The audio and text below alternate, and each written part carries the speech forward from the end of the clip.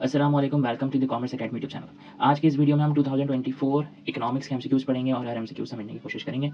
Number 1, reward without any service. किसी भी service के बिना अगर हमें कोई रिवॉर्ड मिलता है तो वो फिर क्या होता है। अगर रेंट हमें मिलता है तो रेंट हमें कब मिलता है, जब हम किसी को कोई हाउसिंग की सर्विस देते हैं तो हम सर्विस देते हैं, फिर रेंट मिलता है। अगर हम कहीं कोई वर्क करते हैं उसके बाद हमें जो रिवॉर्ड मिलता है उसको हम वेजेस कह सकते हैं कि हमने लेबर के तौर पे काम करा उसके बाद मिला, तो ये वेज तो ऐसा नहीं है जो विदाउट रिवॉर्ड मिलता है। इंटरेस्ट भी हमें कब मिलता है, जब हम कहीं पर कोई पैसे यानी कैपिटल इन्वेस्ट करते हैं उसके बाद हमें जो रिवॉर्ड मिलता है उसके ऊपर उसको इंटरेस्ट बोलते हैं। लेकिन ये ट्रांसफर पेमेंट्स होती हैं जो कि बिना किसी रिवॉर्ड के आपको मिलती हैं। जैसे कि आपको अगर मिल गई स्कॉलरशिप, ठीक है, तो स्कॉलरशिप जो है वो आपको बिना किसी रिवॉर्ड के आपको रिवॉर्ड मिल गया बिना किसी सर्विस के। आपने कोई सर्विस नहीं दी लेकिन आपको उसके ऊपर स्कॉलरशिप मिल गई। इस तरीके से अगर हमको कोई बोल सकते हैं कि गवर्नमेंट की तरफ से किसी को किसी परफॉर्मेंस के ऊपर उसको कोई इनाम मिला है, तो वो यानी कि अगर A1 ग्रेड आता है आपका तो गवर्नमेंट ने अनाउंस करा है कि 25,000 आपको प्राइज़ मिलेगा। तो ये क्या है, ये तो आपको पहले से पता ही नहीं था, ये आपको डायरेक्ट गवर्नमेंट ने आपको एक रिवॉर्ड दिया। या गवर्नमेंट जिस तरीके से लैपटॉप देती है तो वो किस में आएगा, ट्रांसफर पेमेंट्स में। इसके अलावा अगर किसी को कोई ज़कात मिलती है तो ज़कात का अमाउंट भी क्या है उसके लिए, ट्रांसफ़र पेमेंट, क्योंकि उसने कोई उसकी सर्विस नहीं दी जिसके उसको पैसे मिल रहे हैं। तो हर वो अमाउंट, हर वो पेमेंट जो किसी सर्विस के बिना दी जा रही है वो कहलाती है ट्रांसफ़र पेमेंट। तो ट्रांसफ़र पेमेंट्स में स्कॉलरशिप, ज़कात और इस तरह की पेमेंट्स जैसे हमारे यहाँ बेनज़ीर इनकम सपोर्ट में पैसे मिलते हैं। आगे चलें, desires become demand when it is included in. Desire कब डिमांड बन जाएगी, अब आपकी डिज़ायर है कि आपने कोई काम करना है, ठीक है, लेकिन वो आप अभी नहीं कर सकते। आपने सोचा हुआ है कि ये एक गाड़ी है जो कि हमने परचेज़ करनी है, ठीक है, लेकिन वो गाड़ी आप क्यों नहीं परचेज़ कर सकते, क्योंकि अभी आपके पास उतने पैसे नहीं है, ठीक है।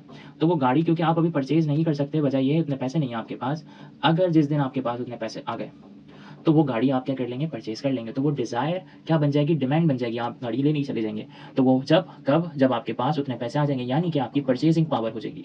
तो बहुत सारे काम है, हम सोचते हैं कि ये हमारी डिज़ायर है, हम ये चीज़ खरीदें या ये काम करें या यहाँ जाएँ या वहाँ जाएँ, तो वो हमारी डिज़ायर होती है। लेकिन जब हमारे पास परचेजिंग पावर होगी तो हम उसको डिमांड करेंगे। सप्लाई का इससे लेना देना नहीं है, डिज़ायर सप्लाई नहीं बन सकती ऐसे, कॉस्ट और प्रोडक्शन का भी नहीं, ठीक है। तो डिमांड जो है कब बनती है, जब आपकी परचेजिंग पावर होती है। आगे बढ़ते हैं MCQs number 3, all factor are variable in. All factor, तो हमारे पास फैक्टर ऑफ प्रोडक्शन होते हैं। फैक्टर ऑफ प्रोडक्शन कौन कौन से, land, labour, capital and entrepreneur, ठीक है। तो ये तमाम फैक्टर्स में से अगर सिर्फ हम लेबर को वेरिएबल करते हैं यानी कि सिर्फ लेबर को चेंज करें तो ये कहलाता है, सिर्फ लेबर को चेंज कर हम अपनी प्रोडक्शन बढ़ा रहे हैं, तो ये कहलाता है शॉर्ट रन, ठीक है। शॉर्ट रन कहलाता है क्योंकि हमने सिर्फ लेबर को चेंज करा है, शॉर्ट रन। लेकिन अगर हम लेबर के अलावा सारे ही, लेबर के अलावा लेबर को इंक्लूडेड, लेबर के साथ सारे ही फैक्टर्स को वेरिएबल कर दें, चेंज कर दें, यानी कि उनको बढ़ा दें या कम कर दें, तो वो क्या कहलाता है, लॉन्ग रन। तो लॉन्ग रन ऐसा डिसीजन टाइम फ्रेम होता है जिसके अंदर हम तमाम फैक्टर ऑफ प्रोडक्शन को चेंज करते हैं, सिर्फ एक फैक्टर ऑफ प्रोडक्शन को नहीं। आगे चलते हैं। 2.5 इज द रेट ऑफ, 2.5 क्या, 2.5% आपको ज़कात देनी होती है अपनी वेल्थ की, जो आपकी वेल्थ है उसके ऊपर, जो आपकी सेविंग है उसके ऊपर 2.5% देना होता है। उशर का रेट अलग है। उशर जो है वो कौन देता है, वो जो जिनके पास लैंड होती है, एग्रीकल्चरल लैंड, तो वो देते हैं। टैक्स का रेट जो है वो गवर्नमेंट डिसाइड करती है, लेकिन ये ज़कात का 2.5% ये इस्लाम के लिहाज से हमेशा के लिए 2.5% ही है। इनकम का रेट ऐसा नहीं, ये सारे ऑप्शन गलत हैं। MCQs number 5, rent of a shop is. तो शॉप का रेंट अगर हम बात करें कि शॉप के लिए रेंट क्या होता है, तो रेंट जो है वो एक फिक्स कॉस्ट होती है। अब वो शॉप जितनी भी प्रोडक्शन करे उसका रेंट चेंज नहीं होता। अगर आपने एक शॉप ली है और वहाँ पर आप जो है वो बार्बर हैं, कोई सर्विस दे रहे हैं आप, ठीक है, तो अगर आप उस वहाँ पर जितनी भी प्रोडक्शन करें, भले से आप 1 यूनिट प्रोड्यूस करें या आप 1 लाख यूनिट प्रोड्यूस करें, आपका रेंट क्या होगा, फिक्स। इसका मतलब हम बोल सकते हैं कि रेंट क्या है, फिक्स कॉस्ट, ठीक है। हम इसको एवरेज कॉस्ट नहीं बोलेंगे, मार्जिनल कॉस्ट नहीं है और वेरिएबल कॉस्ट भी नहीं है, फिक्स कॉस्ट होती है। किसी भी जगह का रेंट जो है वो फिक्स कॉस्ट होती है, क्योंकि उसका लेना देना प्रोडक्शन के साथ नहीं होता। आप कोई चीज़ प्रोड्यूस करें या ना करें या बहुत ज़्यादा करें, आपको रेंट सेम अमाउंट देना होता है। MCQs number 6, the burden of indirect tax. Indirect tax का बर्डन जो है वो शिफ्ट किया जा सकता है, जबकि डायरेक्ट टैक्स का बर्डन शिफ्ट नहीं होता।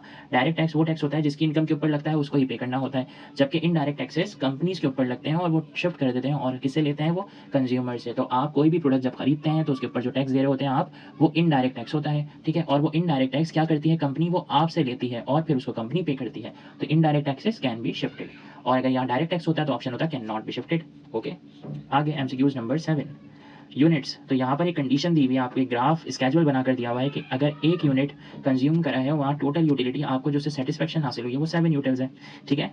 यूटिलिटी का यूनिट होता है यूटिल, लेकिन आपने जब सेकंड यूनिट कंज्यूम करा है तो आपकी टोटल यूटिलिटी हो गई 11, ठीक है। पहले यूनिट से आपको 7 न्यूटन सेटिस्फैक्शन मिली, दूसरे से आपको 11 न्यूटन सेटिस्फैक्शन मिली। तो अब यहाँ सवाल क्या है, the marginal utility of the second unit will be, तो सेकंड यूनिट की मार्जिनल यूटिलिटी क्या होगी। अब ये मार्जिनल यूटिलिटी होती क्या है, तो मार्जिनल का मतलब होता है एडिशनल, ठीक है। एडिशनल यूनिट जब आपने कंज्यूम करा तो एडिशनल यूनिट से आपने, यानी second unit is additional unit, उससे आपको कितने यूनिट सेटिस्फैक्शन मिली, पहले आपको मिली थी 7। अब 7 में से क्या प्लस हुआ होगा कि 11 आया, तो वो होगा 4, 7 + 4 11, यानी कि आपको दूसरे यूनिट से 4 यूनिट सेटिस्फैक्शन मिली। तो हमारा ऑप्शन 4 सही है। MCQs number 8, the amount of money for wear and tear of machine is called. तो वेयर एंड टेयर, जब आप कोई भी मशीन को यूज़ करते हैं तो उस मशीन को एक्सपायर होती है, वो मशीन यूज़ करने से जब वो मशीन एक्सपायर होती है तो हम उसको अकाउंटिंग में भी पढ़कर आए कि वो कहलाती है डेप्रीशिएट होना। तो वेयर एंड टेयर कॉस्ट कहते हैं डेप्रीसिएशन की कॉस्ट को, ठीक है। The amount of money for wear and tear of machine, machine को जब हम यूज़ करते हैं, इस्तेमाल करते हैं और अगर हम अपने पास रखते हैं तो उसका जो वेयर एंड टेयर कॉस्ट होती है उसको हम बोलते हैं डेप्रीसिएशन। फंक्शन ऑफ मनी नहीं कहते, स्टॉक एक्सपेंस भी नहीं कहते। हाँ, डेप्रीसिएशन एक एक्सपेंस तो है, लेकिन यहाँ पर क्योंकि डेप्रीसिएशन का वर्ड है तो यहाँ ज़्यादा एप्रोप्रिएट ऑप्शन डेप्रीसिएशन है।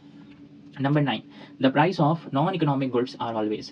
नॉन इकोनॉमिक गुड्स जो होते हैं वो उनके प्राइस हमेशा जीरो होते हैं, यानी नॉन इकोनॉमिक गुड्स ऐसे गुड्स होते हैं जिनको हम सेल नहीं कर सकते, ठीक है। यानी कि अगर हम बोलें कि एक बाहर कोई दरख्त लगा हुआ है आपकी गली के अंदर और उस दरख्त के आपने पत्ते तोड़े और आप उसको बेचने चले गए, तो क्योंकि वो नॉन इकोनॉमिकल है, वो बिकने वाली चीज़ नहीं है, तो वो उसकी कॉस्ट क्या होगी, उसके हमेशा प्राइस क्या होंगे, जीरो। इसी तरीके से आपकी जो गली के अंदर मिट्टी पड़ी हुई है तो वो उस अगर मिट्टी को आप बेचेंगे तो वो क्योंकि नॉन इकोनॉमिकल गुड्स है, वो बिकने वाली चीज़ नहीं है, ठीक है, तो वो क्या कहलाएगी, उसके प्राइस क्या होंगे, जीरो। लेकिन अगर कोई इकोनॉमिकल गुड्स होगी, ठीक है, इकोनॉमिकल गुड्स ऐसे है कि वही जो घर बनाते वक्त आप बाहर से बजरी मंगवाते हैं, रेती मंगवाते हैं, तो उसको हम क्या बोलते हैं, उसके कुछ ना कुछ प्राइस होते हैं। जब वो पूरा हम एक ट्रक मंगवाते हैं जिसको हम यूज़ करते हैं अपने घर की मैन्युफैक्चरिंग में, तो उसके प्राइस जीरो नहीं हो सकते, उसके प्राइस कुछ ना कुछ तो होंगे। आगे बढ़ते हैं।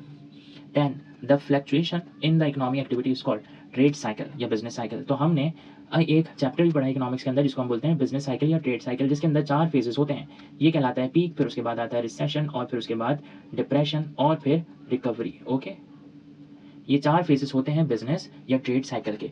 तो फ्लक्चुएशन होती है इकोनॉमिक एक्टिविटी के अंदर, कभी इकोनॉमिक एक्टिविटी पीक पर होती है, फिर वो थोड़ी कम हो जाती है, लेकिन अगर वो बहुत कम हो जाए तो डिप्रेशन हो जाता है, फिर वहाँ से रिकवरी होती है, तो ये ट्रेड साइकिल कहलाती है। MCQs number 11, taxes are the main source of. Taxes से क्या होता है, टैक्सेस से कोई भी स्टेट, कोई भी गवर्नमेंट अपना इस रेवेन्यू जमा करती है। तो taxes are the main source of public revenue. Public से मुराद कोई भी कंट्री, ठीक है, एक पब्लिक होता है और एक प्राइवेट। प्राइवेट से मतलब है कोई इंडिविजुअल, पब्लिक से मतलब है कोई कंट्री।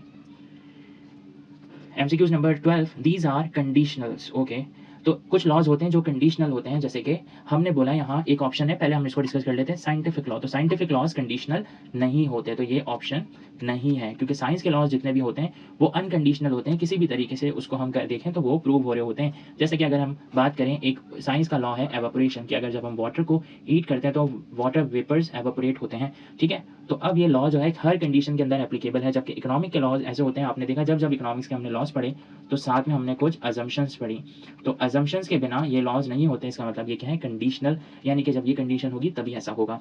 इस्लामिक लॉज क्या होते हैं, वो भी फिर इस्लामिक लॉज भी कोई अजम्पशंस के साथ नहीं होते। नेचुरल लॉज, तो ये भी एक ऑप्शन है, लेकिन सही ऑप्शन हमारे यही है, economic laws. MCQs number 13, okay, the study of national income is a. तो नेशनल इनकम की स्टडी जो होती है वो माइक्रो इकोनॉमिक्स नहीं है। माइक्रो के अंदर तो हम इंडिविजुअल्स को पढ़ते हैं, जबकि नेशनल इनकम पूरी कंट्री की कैलकुलेट करते हैं। तो पूरी जहाँ कंट्री की बात हो फिर वो मैक्रो लेवल बन जाता है, और मैक्रो इकोनॉमिक्स का ही टॉपिक है national income. Okay, monetary income, तो ये मॉनेटरी तो मनी से रिलेटेड, मॉनेटरी इकोनॉमी जो है वो मनी से रिलेटेड है, ठीक है, लेकिन यहाँ पर पूछा गया था कि नेशनल इनकम जो है वो किसकी स्टडी है, तो वो मैक्रो इकोनॉमिक्स की है। तो मैक्रो और माइक्रो में से आपको जवाब देखना था। Cross elasticity of demand for substitute goods. Substitute goods के लिए क्रॉस इलास्टिसिटी क्या होती है, पॉजिटिव होती है या नेगेटिव होती है। तो सब्स्टिट्यूट गुड्स वो होते हैं जो कि सेम फंक्शन परफॉर्म करते हैं, तो सेम फंक्शन जो गुड्स परफॉर्म करते हैं वो कहलाते हैं सब्स्टिट्यूट गुड्स। तो अगर हम बात करें कि अगर यहाँ हम एक चीज़ की बात करते हैं जो सब्स्टिट्यूट है, सीएनजी और पेट्रोल, ठीक है, तो अगर हम बोलें पेट्रोल के प्राइसेस इंक्रीज हो रहे हैं, पेट्रोल महंगा होने से, और सीएनजी के अगर नहीं हो रहे हो, सीएनजी के प्राइसेस वही कांस्टेंट है, लेकिन पेट्रोल के प्राइस अगर इंक्रीज हो रहे हैं, तो हमारे पास सीएनजी हमारा गुड्स है लेकिन पेट्रोल उसका क्या है, सब्स्टिट्यूट, ठीक है। तो अगर कुछ लोग, अगर हम बोलें कंट्री के अंदर पेट्रोल यूज़ कर रहे हैं, कुछ सीएनजी यूज़ कर रहे हैं, लेकिन जब पेट्रोल के प्राइसेस बढ़ जाएंगे तो बहुत सारे लोग पेट्रोल से कहाँ आ जाएंगे, सीएनजी पर, तो सीएनजी की क्वांटिटी डिमांडेड बढ़ जाएगी, ठीक है। तो सब्स्टिट्यूट के प्राइस भी बढ़ रहे हैं और सीएनजी यानी हमारा जो गुड्स है उसकी क्वांटिटी डिमांडेड बढ़ रही है, ठीक है। तो यहाँ देखें, यानी कि सब्स्टिट्यूट के प्राइसेस बढ़ने से हमारी क्वांटिटी डिमांडेड बढ़ती है, तो दोनों जगह क्योंकि इंक्रीज हो रहा है, इंक्रीज और इंक्रीज, अगर दोनों जगह इंक्रीज और इंक्रीज हो तो हम बोलते हैं इसको, ये क्या है, पॉजिटिव रिलेशन है, यानी दोनों चीज़ें इंक्रीज हो रही हैं। जबकि कॉम्प्लीमेंट के साथ जो है वो फिर एक अलग तरीका होता है कि कॉम्प्लीमेंट के साथ जब कॉम्प्लीमेंट गुड्स यानी वो गुड्स होता है जो हमारे गुड्स के साथ कंज्यूम हो रहा होता है, अगर उसके प्राइसेस ज़्यादा हो जाए तो हमारे गुड्स की फिर डिमांड कम हो जाती है, तो वहाँ फिर नेगेटिव आता है। तो ऑप्शन यहाँ पर पॉजिटिव इस तरह से सही है। Last MCQs, land labour capital and organisation are the factors of, तो ये किसके फैक्टर्स हैं? तो बहुत ही आसान एमसीक्यूज है, ये प्रोडक्शन के फैक्टर्स हैं। Land labour capital R the factors of production, money के फैक्टर्स नहीं है, ना वेल्थ के ना मैन्युफैक्चरिंग के। ये मैन्युफैक्चरिंग करते हुए प्रोडक्शन जब हम करते हैं तो वहाँ ये land labour capital R the factors of production.